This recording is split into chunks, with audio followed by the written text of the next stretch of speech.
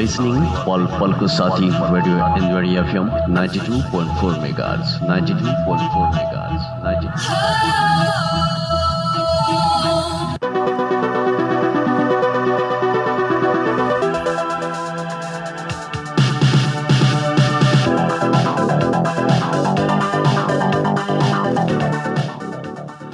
नमस्कार। रेडियो इन्द्रेणीको समाचारमूलक बिहानी प्रस्तुति रेडियो पत्रिका हाम्रो परिवेशमा सहकर्मी कल्पनासँगै म छविको तपाईंलाई हार्दिक स्वागत छ। इन्द्रेणी एफएम 92.4 मेगाहर्जबाट उत्पादन तथा प्रसारण भइरहेको हाम्रो परिवेशमा हामी विभिन्न समाचारका साथ उपस्थित छौं। दाङबाट प्रकाशित अखबार, अनलाइन संस्करणमा प्रकाशित समाचार तथा रेडियो इन्द्रेणीको समाचार डेस्कमा तयार पारिएका समाचारहरूको संगालो हाम्रो परिवेश तपाई इन्द्रेणी एफएम 92.4 मेगाहर्ज, इन्द्रेणी fm.com.np मोबाइल एप्लिकेशन, सामाजिक सञ्जाल तथा दाङ देउखुरीको गढवामा रहेको रेडियो साझा आवाज 88.3 मेगाहर्ज, रेडियो राप्ती 98.4 मेगाहर्ज, लालमटियाबाट पनि हामीलाई अहिले एकैसाथ सुन्दै हुनुहुन्छ। हाम्रो परिवेश शुरू गरौं आजका प्रमुख खबर शीर्षकहरूबाट। कक्षा 12 को परीक्षा स्थगित भएको 8 महिनापछि परीक्षा तालिका सार्वजनिक, पाइक पर्ने केन्द्रबाट 1.5 घण्टाको परीक्षा गराउने तयारी। दाङको राप्ती गाउँपालिकाले गाउँपालिका क्षेत्रभित्रका बजारहरूको अनुगमन शुरू गर्यो। अधिकांश पसलमा मूल्य सूची भेटिएन।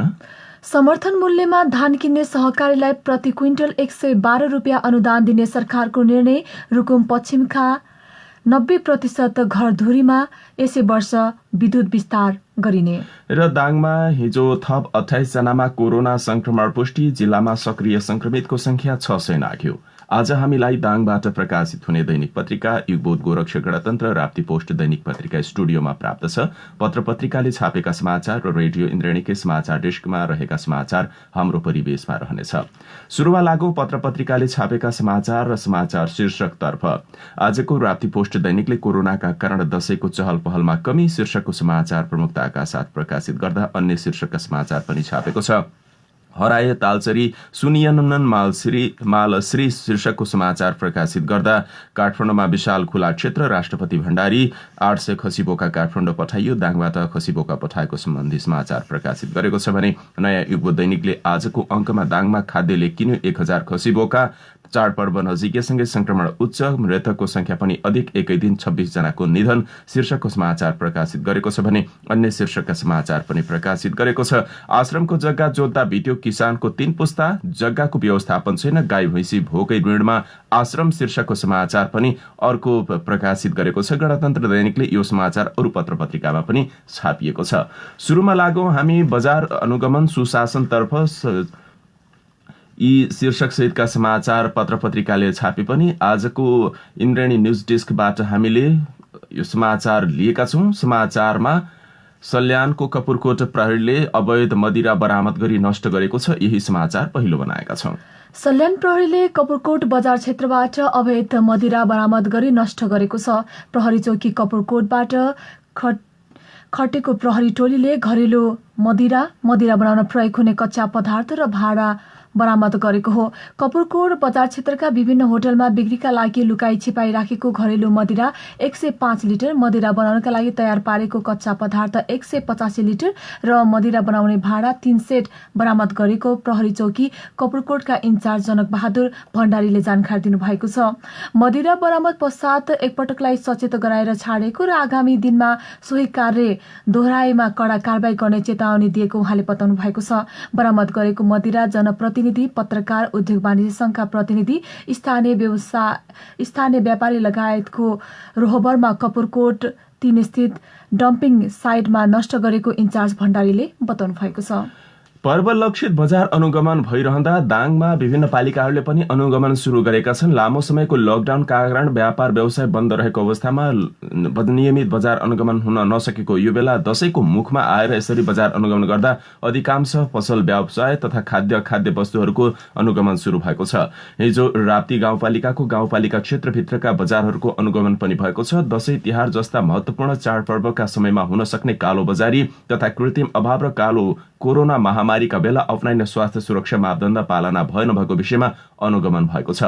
हिजो देउखुरीको राप्ती गाउँपालिका 1 भालुबाङ बजार, वडा नम्बर 5 कुशी सहनिया बजार लगायतका क्षेत्रहरूमा अनुगमन भएको छ। त्यहाँ रहेका खाद्यान्न, किराना, medical, hotel, cosmetic, beauty parlour, dairy, मासु, एग्रोबेट, तरकारी तथा अन्य पसलहरूको गरी करिब 56 भन्दा बढी पसलहरूको स्थलगत अनुगमन भयो। पुरानो भालुबाङ बजार, पुलचोक बजार क्षेत्रमा 9 वटा किराना तथा खाद्यान्न पसल, 1 वटा तरकारी पसल लगायत अन्य सामग्री बिक्री वितरणका लागि राखिएका पसल व्यवसायहरूको समेत अनुगमन गरिएको छ। यसैगरी सुसनिया बजार क्षेत्रका 7 वटा किराना, 1 वटा तरकारी, 6 वटा होटल लगायत अन्य पसलहरूको पनि अनुगमन भएको छ। अनुगमनका क्रममा अधिकांश किराना तथा खाद्य पसलमा मूल्य सूची नराखेको, केही व्यवसायीले सामाजिक दूरी कायम नगरेको, पसल सञ्चालकले मास्क प्रयोग नगरेको, साबुन पानी लगायत स्वास्थ्य सुरक्षा मापदण्ड समेत नअपनाइएको भेटिएको छ। राप्ती गाउँपालिका उपाध्यक्ष तथा अनुगमन समिति संयोजक जगदम्बा कुमारी चौधरीलाई बजारमा पर्व केन्द्रित अनुगमन त हुन्छ, अब त लुम्बिनी प्रदेशको राजधानी राप्ती गाउँपालिकाको भालुबाङ क्षेत्रमा रहने भएपछि अब यहाँहरूको जिम्मेवारी पनि बढेर गएको छ। त्यहाँ सुशासन लगायत हरेक कुराहरू चुस्त दुरुस्त राख्नुपर्ने बेला भएको छ। हिजोको पर्व लक्षित अनुगमन गर्दाखेरि तपाईँहरूले त्यहाँ गएर के देख्नुभयो र के कुराहरू सुझाउनु भयो भनेर केही बेर अघि टेलिफोन सम्पर्क गरी सोधेका छौँ। हामीले बजार अनुगमन गर्ने क्रममा 2टा समूह बनाएर बजार अनुगमन गर्यौँ। एक टोली सिसानातिर, एक टोली भालुबाङतिर। अनि म चाहिँ भालुबाङतिर खटेको थिएँ, यता सिसानातिर अध्यक्षज्यू खट्नु भएको थियो। अनि हामीले अनुगमन गर्ने क्रममा अधिकांश पसलहरूमा मूल्य सूची नराखेको पाइयो। अनि 2-3 पसलमा चाहिँ म्याद भएको, एक्सपायर भएको सामानहरू चाहिँ फेला पार्यौँ। त्यो चाहिँ अब तुरुन्तै हटाउन भनेको छौँ। अनि अधिकांश पसलहरू चाहिँ गाउँपालिकामा दर्ता नभएको पनि पायौँ। अनि उहाँहरूले चाहिँ तत्काल गएर गाउँपालिकामा दर्ता गर्ने अनि बिग्रेका सामानहरू हटाउने अनि मूल्य सूची चाहिँ राख्ने, सबैले देखिने ठाउँमा राख्ने भनेर भनेका छौँ। त्यसको साथसाथै स्वास्थ्यका मापदण्डहरू अपनाएका छन् कि छैनन्, मास्क लगाएर पसल खोलेका छन् कि छैनन्, वितरण गरेका छन् कि छैनन्, त्यो पनि हेऱ्यौँ। अनि पसलमा आफ्नो प्रयोगको लागि अनि ग्राहकको प्रयोगको लागि सेनिटाइजर राखेका छन् कि छैनन् देख्ने ठाउँमा, त्यो पनि हेऱ्यौँ। अब यो उपाध्यक्षज्यू, अब यो यहाँहरूको अनुगमन हुँदै गर्दाखेरि जो कैफियत निकाल्नुभयो नि, मूल्य सूची नभएको, केही पसलमा म्याद गुज्रिएको अनि स्वास्थ्य सुरक्षा मापदण्ड पालना भयो नभएको जुन कैफियत यहाँहरूले निकाल्नुभयो, यो अवस्था यो स्वास्थ्य सुरक्षाका त कोरोनाका कारण को अवस्थालाई लियो, तर मूल्य सूची नराखिनु, म्याद गुज्रिएका वस्तु बिक्री वितरणका राखिनु भनेको त यो विगतकै त्यो पुरानो जो व्यथिति थियो त्यसको निरन्तरता देखियो। यो अवस्थामा यहाँहरूले थप कारबाही या सचेतना गर्ने, उहाँहरूलाई नसिहत दिने खालका के कुराहरू गर्नुभयो त? हामीले अर्को पटक चाहिँ आउँछौँ, आयो भने फेरि यस्तो म्याद गएका सामानहरू देख्यो भने तपाईँहरूले तुरन्त कारबाहीको प्रक्रिया अगाडि बढाउनेछौँ भनेर भनेका छौँ। अब यहाँहरूको बजार अनुगमन यो दशैं लक्षित मात्रै हो कि अब निरन्तर रहन्छ त? निरन्तर प्रत्येक महिना भन्न सकिन्न, 3-4 महिना बिराएर गर्छौँ हामी। अब राप्ती गाउँपालिका यसै पनि अब लुम्बिनी प्रदेशको राजधानी रहने ठाउँ हो, यसकारण पनि त्यहाँको हरेक कुराहरू चुस्त दुरुस्त रहनु पर्ने अब थप जिम्मेवारी पनि यहाँहरूमा थपिँदै गएको छ। यसकारण हरेक कुराहरू प्रभावकारी रूपमा रहन सकोस् भन्ने आम नागरिकको चासो चिन्ता पनि छ। त्यसकारण यहाँहरूको सक्रियता कसरी रहन्छ भन्ने पनि छ कि यो विषयमा चाहिँ यहाँहरूको अब नयाँ मेकानिजम कसरी अगाडि बढ्छ? हामीले अब कुनै शाखालाई पनि जिम्मा दिन्छौँ, जुन हाम्रो गाउँपालिकामा भालुबाङ साइडतिर अनि कटेस नाला साइडतिर भैँसी काटेर अनि गाँगाको मासु भनेर बेच्ने प्रचलन पनि रहिआएको छ। त्यसमा अब विगतका दिनहरूमा पनि गाउँपालिकाले अब त्यो यो बासी भैँसी नकाट्ने, स्त्री जाति वध नगर्ने भनेर भनिएको थियो। त्यसमा जो मासु काटेर बेच्ने छन् उहाँहरूले गाउँपालिकामाथि मुद्दा पनि हालेका थिए। अनि त्यसको लागि विशेष गरेर अब हामीले शाखालाई पनि जिम्मा दिन्छौँ, शाखाले निरन्तर त्यसलाई अनुगमन गर्छ। त्यसको साथसाथै हामी वडाध्यक्ष लगायत हामी सम्पूर्ण जनप्रतिनिधि सक्रिय भएर लाग्नेछौँ। हुनुहुन्थ्यो राप्ती गाउँपालिका उपाध्यक्ष तथा अनुगमन समिति संयोजक जगदम्बा कुमारी चौधरी। हिजो राप्ती गाउँपालिका क्षेत्रहरूमा रहेका पसल व्यवसायहरूको अनुगमन भएको छ। अनुगमन गर्दा अधिकांश पसलहरूमा मूल्य सूची लगायत आवश्यक सुरक्षा स्वास्थ्य मापदण्ड नअपनाएको भेटिएको छ। अब यो अनुगमन प्रक्रिया निरन्तर रहने, थप प्रभावकारी बनाउँदै लैजाने र ती अनुगमन गर्दा पहिलो पटक देखिएका जो समस्या छन् ती पसलहरूमा फेरि समस्या देखि आवश्यक कानूनी कारबाही गरेर अगाडि बढ्ने लगायत प्रतिबद्धता व्यक्त गर्नुभएको छ। अब अन्य समाचार। यस वर्षको दशैंमा दाङको एउटा पालिकाबाट मात्रै 2000 खसी बोका जिल्ला बाहिर बिक्री भएको छ। लमै नगरपालिकामा रहेको 4वटा सामाजिक उद्यमी महिला सहकारीमा आबद्ध किसानले यस वर्ष मात्र 2000 बढी खसी बोका सहकारी मार्फत बिक्री गरेका हुन्। खाद्य व्यवस्था तथा व्यापार कम्पनी लिमिटेडले मात्रै 800 खसी बोका खरिद गरेको हो। दाङबाट यस वर्ष 1000 खसी बोका खरिद गरेर काठमाडौँ पठाउने योजना अनुसार अहिलेसम्म 800 खसी बोका खरिद गरिएको छ। थप 200 खसी बोका खरिद गरेर काठमाडौँ पठाइने खाद्य व्यवस्था तथा व्यापार कम्पनी लिमिटेडका निमित्त प्रमुख नकुल चौधरीले जानकारी दिनुभएको छ। सुरुमा 600 खसी बोका खरिद गर्ने कार्यक्रम आएको थियो, पछि थप 400 खसी बोका खरिद गर्ने जिम्मेवारी आयो। चौधरीले भन्नुभयो, खसी बोका सहज रूपमा पाउन थालेपछि जिम्मेवारी पनि बढेको छ। प्रति किलो जिउँदो खसी 530 रुपियाँ 550 रुपियाँ खाद्यले किन्ने गरेको छ। सहकारी संस्थाले किसानबाट प्रति किलो 530 रुपियाँसम्ममा किन्ने गरेको छ। सहकारीले लिने सेवा शुल्क किसानलाई कार्यक्रम मार्फत फर्काउने गरेको छ। दाङमा खाद्यले किनो 1000 खसी बोका शीर्षकको यो खबर आजको युगबोध राष्ट्रिय दैनिक लगायत सबै पत्र पत्रिकामा यो खबर छापेको छ। लामो समयको प्रतीक्षापछि कक्षा 12 को राष्ट्रिय परीक्षा बोर्डले परीक्षा तालिका सार्वजनिक गरेको छ। कोरोना महामारीका कारण निर्धारित समयमा हुन नसकेको कक्षा 12 को वार्षिक परीक्षा अब मंसिर 9 गतेबाट हुने भएको छ। हिजो एक सूचना जारी गर्दै बोर्डले मंसिर 9 गतेबाट परीक्षा सञ्चालन गर्ने बारे जानकारी गराएको छ। यस पटकको परीक्षामा सम्बन्धित विद्यालयमा उपस्थित हुन नसक्ने विद्यार्थीहरूले नजिकैको पाइक पर्ने परीक्षा केन्द्रमा समेत गएर परीक्षा दिन सक्ने व्यवस्थासहित मंसिर 9 गतेबाट परीक्षा तालिका सार्वजनिक भएको बोर्डका प्रमुख चन्द्रमणि पौडेलले बताउनुभयो। उहाँका अनुसार परीक्षा आधा घण्टादेखि 1.5 घण्टासम्मको मात्रै रहेको छ। कक्षा 11 को 40% मूल्याङ्कन, 12 को 40% लिखित मूल्याङ्कन र विद्यालयले लिने आन्तरिक मूल्याङ्कनको 20%मा परीक्षा गर्न लागि छ। बोर्डले इलेक्ट्रोनिक प्रवेश पत्र भए पनि साथमा राख्न भनेको छ। कोरोना महामारीका कारण स्थगित भएको परीक्षामा यस पटक 4,32,000 परीक्षार्थी सहभागी हुन लागेका छन्। पहिलो पटक हुन भनिएको परीक्षा कोरोनाका कारण स्थगित भएको थियो। करिब 8 महिनापछि मात्रै परीक्षा फेरि हुन लागेको छ। कक्षा 12 को परीक्षाका लागि तयारी पूरा हुन भइसकेको र प्रश्नपत्र छपाई सबै तयारी भएको बेलामा अन्तिम समय आएर परीक्षा स्थगित हुँदा त्यसको मोडल सबै परिमार्जन गर्दा र आवश्यक सुरक्षा सावधानी अपनाएर कसरी गर्न सकिन्छ भनेर पटक पटकको छलफल र परामर्श पश्चात मंसिर 9 गतेबाटै अब कक्षा 12 को परीक्षा हुन लागेको बोर्डले बताएको छ। यसैबीच परीक्षा दिने समयमा कोही विद्यार्थी संक्रमित भएर उपचाररत रहेको अवस्था रहेमा बोर्डले पनि छुट्टै प्रश्नपत्र निकालेर परीक्षा लिने व्यवस्था समेत गर्ने बताएको छ। इन्द्रेणी न्यूज डेस्कमा समाचार छ। लमही नगरपालिका वडा नम्बर 3 बनगाउँ निवासी विनोद कुमार चौधरीका बुवा सन्तराम चौधरीले स्वर्गद्वारी आश्रमको जग्गा जोत भोग गर्दै आउनुभयो। आश्रमको सेवामा जीवन बिताउनु भएका चौधरीको नाममा मोहियानी कायम भयो, तर मोहियानी हक अन्तर्गत पाउनुपर्ने जग्गाको स्वामित्व अझै पाउन सक्नु भएको छैन। सन्तरामको देहान्त भइसकेको छ। 4.5 पुस्ता स्वर्गद्वारी आश्रमको जग्गा खनजोतमै बितेको छ, तर जग्गाको स्वामित्व पाउन सकिएको छैन। मोहियानी त लागू भयो, तर त्यो अनुसारको जग्गाको स्वामित्व आएको छैन। सन्तरामका छोरा विनोदले भन्नुभयो, 7 बिघा 17 कट्ठा 3 धुर जग्गामा मोही छ। सन्तान बढ्दै जाँदा अहिले 20-30 घरमा पुगेका छौं। जग्गा अंशबण्डा हुँदैन। आठो लगाएर जोत भोग गर्दै आएका छौं। जग्गा नाममा नआउँदा परिवारको वृद्धि विकास रोकिएको छ। विनोदको परिवारले मोही लागेको मध्ये 8 कट्ठा जग्गा मात्रै खनजोत गर्दै आएको छ। बाँकी जग्गा भाइ गोत्याले खनजोत गर्दै आएका छन्।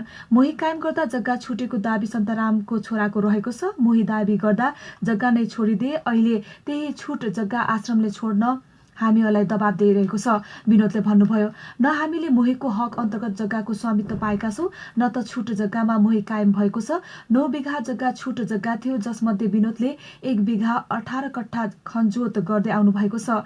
विनोद र उहाँको परिवारको नाममा 1 धुर पूर्जावाला जग्गा छैन। आश्रमको जग्गा खनजोत गर्दै आएको उनीहरूले जग्गाको बैठकी तिर्दै आएका छन्। मोही हक कायम भयो, तर स्वामित्व भएन शीर्षकको खबर आजको युगबोध राष्ट्रिय दैनिकले यो खबरलाई छापेको छ। सरकारले तोकेको समर्थन मूल्यमा धान किन्ने सहकारीलाई प्रति क्विन्टल 112 रुपियाँ अनुदान दिने सरकारले निर्णय गरेको छ। मन्त्री परिषद बैठकले सो निर्णय गरेको हो। कृषि तथा पशुपक्षी विकास मन्त्रालयले तोकेको मूल्यमा कृषकले धानको बजार पाउने व्यवस्था सहकारीलाई समेत व्यवस्थापन गरिएको छ।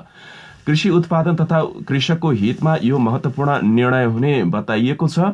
कृषि उत्पादन तथा कृषकको हितमा यो महत्वपूर्ण निर्णय गरिएको कृषि मन्त्रालयले बताइरहँदा मन्त्रालयले यस वर्ष रोपाई हुनु अगाडि नै धानको न्यूनतम समर्थन मूल्य मोटा धान प्रति क्विन्टल 2735 रुपैयाँ, मध्यम धान प्रति क्विन्टल 2885 रुपैयाँ तोकेको छ। वर्षेनी धानको समर्थन मूल्य तोकिने गरे पनि त्यसको प्रभावकारी कार्यान्वयन भने हुन नसके पनि गत वर्ष गहुँको न्यूनतम समर्थन मूल्य 3015 तोकिएपछि बजारमा गहुँको मूल्य 3400 सम्म पुगेको थियो। सरकारको सो निर्णयले न्यूनतम समर्थन मूल्यको प्रभावकारी कार्यान्वयन हुने र किसान लाभान्वित हुने अपेक्षा गरिएको छ। यसका साथै सहकारी मार्फत सहकारीको भूमिका व्यवहारमा समेत स्थापित हुँदै जाने विश्वास व्यक्त गरिएको छ। इन्द्रणी न्यूज डेस्कमा समाचार छ। उता लमही नगरपालिकाले पशु सेवा शाखाले कृषकहरूलाई घाँसको बिउ वितरण गरेको छ। पशु सेवा शाखाले आयोजना गरेको कार्यक्रममा पशुपालन गरिरहेका कृषकहरूलाई बिउ वितरण गरेको थियो। कार्यालयमा आयोजना गरेको कार्यक्रममा लमही नगरपालिकाका प्रमुख कुलबहादुर केसी, उपप्रमुख देवका बेलबासी र लमही नगरपालिकाका प्रवक्ता तथा वडा नम्बर 5 का अध्यक्ष बिमबहादुर केसीले संयुक्त रूपमा घाँसको बिउ वितरण गर्नुभएको थियो। किसानहरूलाई पशुपालनमा आकर्षित गर्नका लागि घाँसको बिउ निशुल्क रूपमा उपलब्ध गराएको नगरपालिकाका प्रमुख केसीले बताउनु भएको छ। लमहीका कृषकहरूलाई घाँसको बिउ वितरण गरेको खबर आजको राति पोस्ट लगायत सबै पत्र पत्रिकाले यो खबर छापेका छन्। कोरोनाका कारण दशैंको मुखमा चहल पहल हुनुपर्ने, आर्थिक क्षेत्र थप चलायमान हुनुपर्ने भए पनि यसपटक त्यस्तो देखिएको छैन। सबै क्षेत्र सुनसान प्राय छ। खुले पनि ती चहल पहल भने अत्यन्तै कम देखिएको छ। यति बेला दशैं भित्रिएको छ। दिनमा हिसाबले हेर्ने हो भने चहल पहल उल्लेख्य रूपमा हुनुपर्ने, विगत वर्षको तुलना हेर्दा यसपटक आधा पनि त्यो अवस्था देखिएको छैन। बजारमा दशैंको चहल पहल नहुँदा दशैं आएको हो कि नआएको हो भन्ने जस्तो व्यवसायहरूले बताएका छन्। अघिल्ला वर्षहरूमा दशैं आउनुभन्दा अगाडिदेखि अत्यधिक चहल पहल हुने गरे पनि यसपटक भने निकै कमी देखिएको छ। पछिल्लो समयमा कोरोना संक्रमितको संख्या बढ्दै गएको छ भने मृत्यु हुनेको संख्या पनि उल्लेख्य बढ्दै गएको छ। कोरोना संक्रमितको संख्या बढ्न थालेसँगै गत वर्षको तुलनामा बजारमा किनमेल गर्नेहरूको भीड़ कम भएको देखिएको छ। नेपालीहरूको महान चाड दशैं नजिकै गर्दा व्यवसायीको आम्दानी उकालो लाग्ने गर्दथ्यो। दशैंलाई नयाँ लुगा किन्ने, मिठो खानेकुराको जोहो गर्ने अवसरका रूपमा पनि लिइन्छ। यस समयमा बजारमा चहल पहल बढ्दाखेरि खुट्टा हाल्न समेत नमिल्ने भीड़ हुन्थ्यो। व्यापार व्यवसायका लागि सबैभन्दा उत्तम सिजनका रूपमा लिने दशैं आउँदा पनि सुनसान प्राय देखिएको छ, जसले सबै क्षेत्रहरूमा निकै समस्या उत्पन्न भएको हुन सक्ने आकलन गरिएको छ। विगतका वर्षको तुलनामा यस वर्षको दशैंमा कोरोनाका कारण पैसाको अभाव देखिएको हो भने दैनिक उपभोग्य वस्तुमा पनि मूल्य वृद्धि आकाशिएको छ। उपभोक्तालाई एकातर्फ उपभोक्ताहरू महँगीको मारमा परेका छन् भने व्यवसायहरू खासै व्यापार नभएको बताउँदै आएका छन्। दशैंमा किनमेलको चाप हुने गरेका स्थानहरूमा पनि खासै भीड़भाड़ नभएको देखिएको छ। व्यवसायीले यसपालि दशैंको चहल पहल अघिल्ला वर्षको जस्तो नभएको पनि बताएका छन्। कोरोनाका कारण दशैं सुनसान। राप्ती पोस्ट दैनिकमा समाचार छ। यसै आर्थिक वर्षभित्र रुकुम पश्चिमका 90% घरधुरीमा विद्युत विस्तार हुने भएको छ। नेपाल विद्युत प्राधिकरण रुकुम वितरण केन्द्रले यसै आर्थिक वर्षभित्र अधिकांश घरधुरीमा केन्द्रीय लाइनको विद्युत विस्तार गर्ने योजना बनाएको हो। वितरण केन्द्र प्रमुख त्रिलोचन भट्टराईका अनुसार हाल जिल्लामा विद्युत विस्तारको काम तीव्र गतिमा भइरहेको र यसै आर्थिक वर्षभित्र जिल्लाका अधिकांश घरधुरीमा विद्युत विस्तार गर्ने लक्ष्य राखिएको छ। उहाँका अनुसार जिल्लाभर 33,000 घरधुरी रहेकोमा हाल 11,000 घरधुरीमा विद्युत विस्तार गरेको छ।